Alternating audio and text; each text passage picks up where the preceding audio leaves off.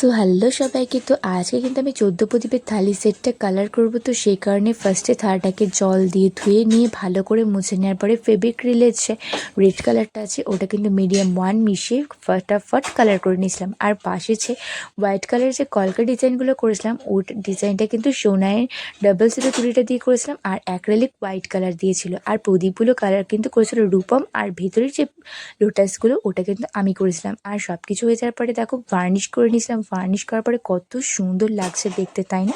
আর এই থালাটা কিন্তু একজন অর্ডার করেছিল বলে সেই কারণে কিন্তু এখানে প্যাক করতে বসে গেছিলাম। শুধু থালাটা নয়, আর সাথে কিন্তু প্রদীপগুলো কিন্তু এখানে র্যাপ করে নিয়েছিলাম। আর হ্যাঁ, এই সমস্ত কিছু কিন্তু আমাকে হেল্প করেছিল ঝিনি দিতে। আর এক একটা প্রদীপ দেখো কত সুন্দর করে ভার্নিশ করেছিলাম, ঠিক আছে? আর এগুলো কিন্তু ভার্নিশ করার পর পুরোপুরি ওয়াটারপ্রুফও হয়ে গেছে আর কত সুন্দর চকচক করছে দেখতে, তাই না? আর এই হচ্ছে কি আমার প্রদীপের র্যাপ করা হয়ে গেছে আর আমার থালির সেটটা কিন্তু রেডি ডেলিভারি হওয়ার জন্য। So bye bye.